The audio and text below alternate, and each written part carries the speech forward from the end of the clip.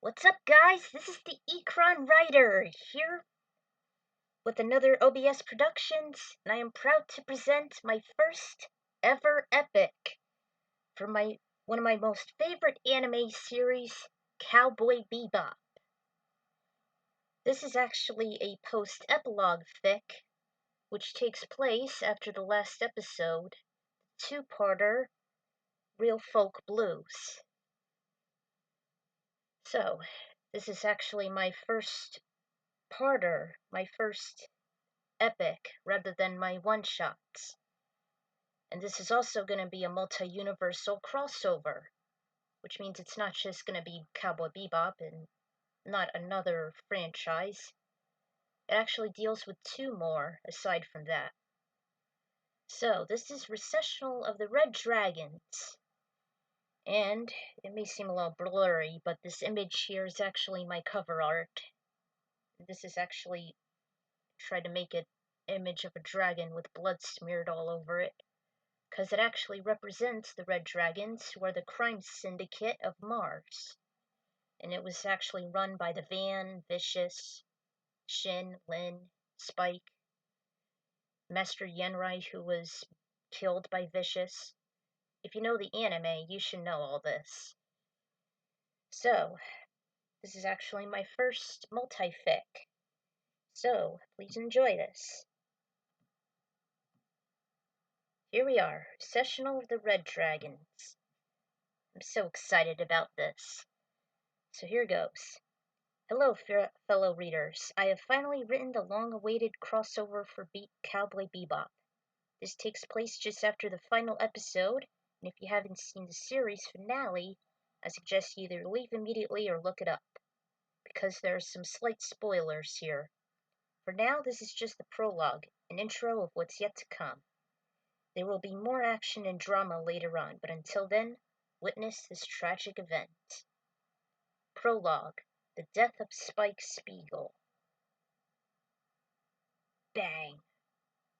Those were the last words Spike said as he pointed his thumb and finger like a gun toward the syndicate.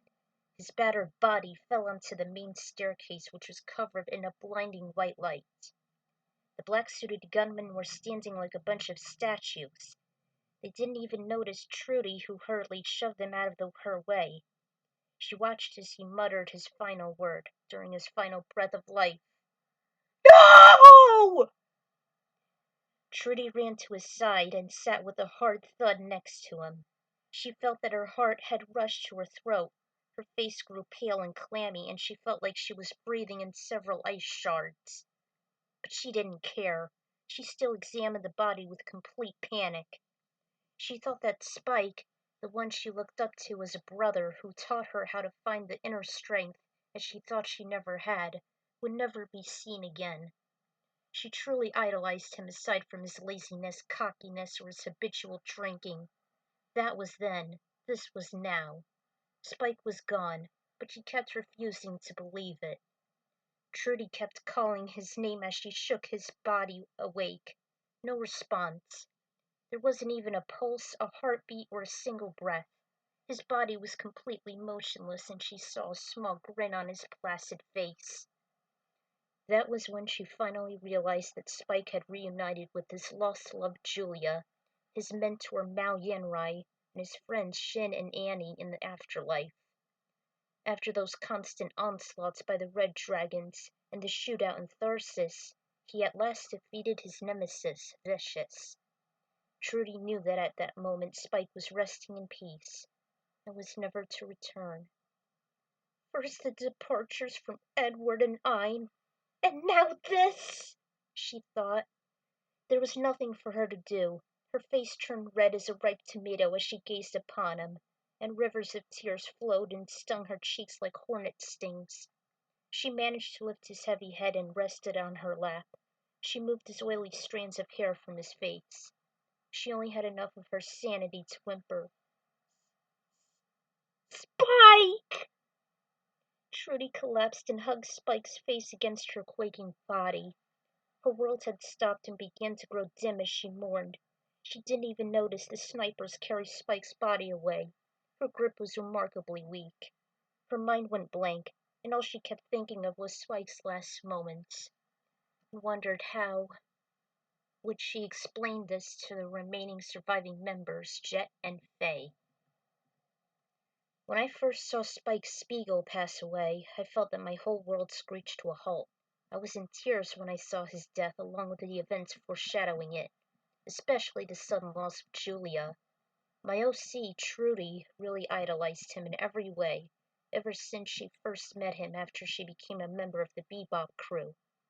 I haven't written a fic about her origins yet. Hopefully I'll have it ready while I keep working on this one. A recessional for the Red Dragons does mean a hymn or a piece of music at the conclusion of a program, like, say, a concert. And since several episode titles have a reference to music, I find this to be fitting. So stay tuned for the next chapter where the events take shape, which I'll actually add right now. Before I start, I do not know Bebop nor the cross surfers, blah blah blah. Get ready for a wild ride. Alright, Chapter 1. The Nightmare Begins. The Bebop was drifting slowly through deep space on autopilot, just a few light years from Mars. Much like the outside, the interior was all dark and quiet. It was now in hypersleep, and ever since Trudy summoned enough courage to tell the two crew members of Spike's fate, they had quite a hard time trying to catch some Z's. They were shocked and devastated after hearing the news, but Faye took it far harder than Jet. Eventually the pressure lulled them to sleep. Even Trudy had dozed at around 2:30 a.m. She was twisting and turning every which way, and her body felt bone cold. Not even her thick green comforter managed to keep her warm. This type of feeling reminded her of whenever she sensed Vicious around. She thought to herself if it was him again, or something more sinister is at foot. She was actually having a night terror taking place in a secluded dark chamber. In it, the same red dragons she saw at Tharsis were there. Up ahead at the center of a back wall was an enormous throne. A strong beam of light was shining on it. It was decorated with all sorts of exotic jewels, and in the middle was a crimson carpet with a menacing dragon etched on it. I'm pretty sure it's the same one on the image. Sitting on the elaborate chair was an elderly man with his eyes shut. He was wearing a long, thick robe with a lot of symbols Trudy couldn't describe. Apparently, this could be the Red Dragon's new leader? Two elites carried the lifeless Spike on their shoulders and brought him in front of their master. Their opaque shoes sounded like bullets as they walked. "We have come, master. We brought the rogue Spike to you as you instructed," one of them said in a gruff tone. The old man woke up. His eyes gleamed. "Excellent. Then let the ritual begin." The two men nodded, and a cot was wheeled toward the center. They walked Spike forward and dropped him to it. His body hit it with a deafening bang. His arms drooped from each side. Then there were some distant drums beating softly and steadily. Some incantations were made. Trudy couldn't quite understand them. A sniper took out a syringe and drew into Vicious's corpse, resting on a platform. The blood filled it up rapidly, and by the time he sent it to Spike, the drums and the chants became faster and louder. He struck the needle into Spike's upper side of his neck and inserted. When it emptied, the syringe was removed and everything became silent. Next, his body began to tremble. His eyes fluttered and he started to breathe, but very heavy. After that, he started to convulse, as if he was having a seizure. Then, after what seemed like forever, his body slumped against the cot and remained very still. The elder rose from his perch and walked slowly toward him. He leaned in, laid a hand on the injection site, and whispered in his ear, "Spike Spiegel, your resurrection is complete. You've come back from the dead for one purpose, to serve the Red Dragons once more. Now, arise, great warrior! You shall be reunited with your brethren. Come out from the ashes, and to rise again. Join us." He backed away and watched Spike stir. Then, with an aggressive look, his eyes shot open. Trudy shot up with a cold sweat. She took in deep, rushed breaths to calm herself. She couldn't believe what she saw. Is Spike truly alive? Is he really working for the Red Dragons again? What if he forgets us? Her anxieties were taking the best of her. She couldn't possibly answer these questions alone and so frantic. She then thought about her good friend Mary. She was a Pokemon champion from the Kanto region on Earth, Trudy's home planet. In times of great sorrow and grief, she was the one to count on. Without a second thought, Trudy immediately grabbed her tablet. She turned it on and a map of the entire galaxy was displayed. When she touched Earth, the screen zoomed in and showed vital stats of the planet. Due to Mars having a great distance, the timeline was different, by approximately 2 days and an hour. She zoomed in closer till she saw Kanto, which was a country fitting the northeastern quarter of the continent. She touched a pallet town on the screen and Mary's number showed up. Before she dialed it, the tablet gave off a ring and a buffering sign. Mary was calling instead. She tapped the screen and hesitated. Hello? A female voice was heard. Hello, Trudy. Do you know who this is? Trudy's eyes widened. Mary! She whispered with astonishment. Yes. From the screen, a 23-year-old with shoulder-length dark brown hair, a gray cap with a red outline of a pokeball, and wearing a sky blue tee was shown. Her face looked serious, and she looked close to being Trudy's age. Her face grew somber when she spoke. I'm very sorry for your loss. I sent you some PMs, but you weren't available. Are you feeling all right? Well, not really. Listen, I had this dream, right? Trudy described to her friend what was happening and her fears of Spike turning over to the Red Dragons. I'm worried, Mary. I'm not sure what to say to Jet and Faye. She might believe me, but it's unlikely that Jet would, considering he was an ISSP officer. He wouldn't believe me. After all, dreams are, like, fantastical. Nothing more than random acts of the subconscious mind. Exactly. Without any kind of proof, it's almost impossible for Jet to be convinced. And because of the news of Spike's death, he decided to go to Earth and drop off Faye and Trudy there. In other words, where they belonged.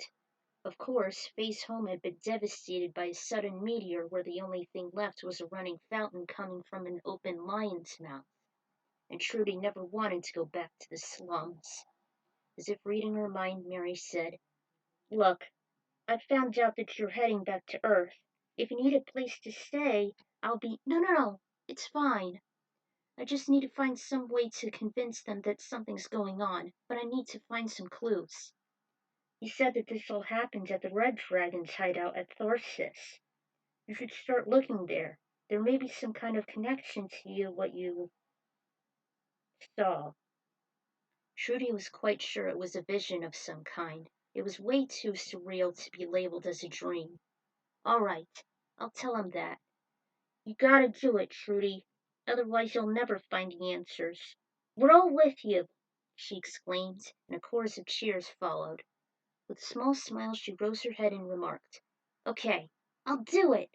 Jet and Faye just has to believe me. I'm their only source of information here. Go then, until the hypersleep wears off. Do not be afraid, and do not hesitate.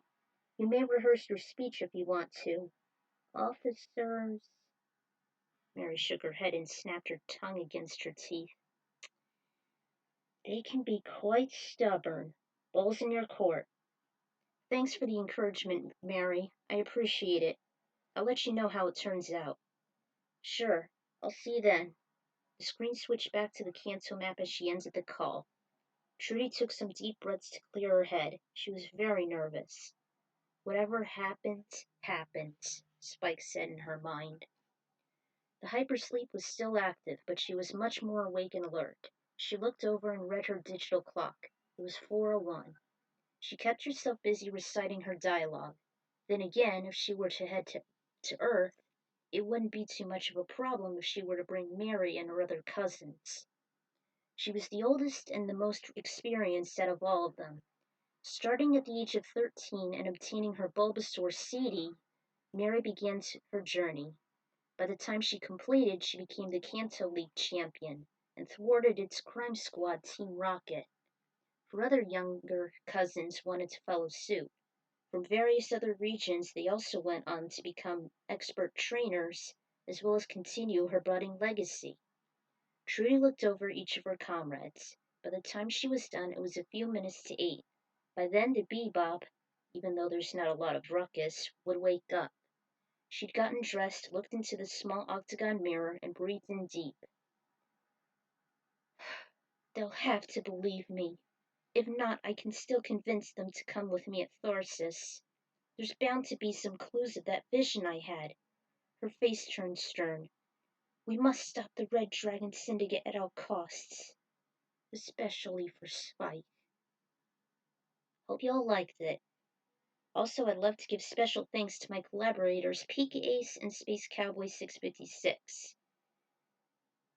Well, they're the first few artists that I discovered on fanfiction.net, and they're both fans of Cowboy Bebop.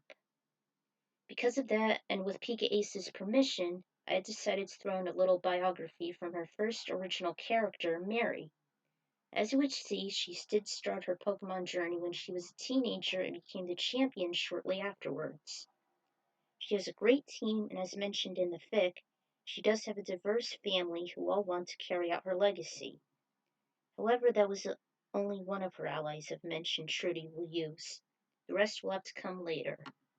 Also, the dream sequence was roughly based off of the concepts from Jurassic Park and the Temple of Doom. Talk about wild, eh?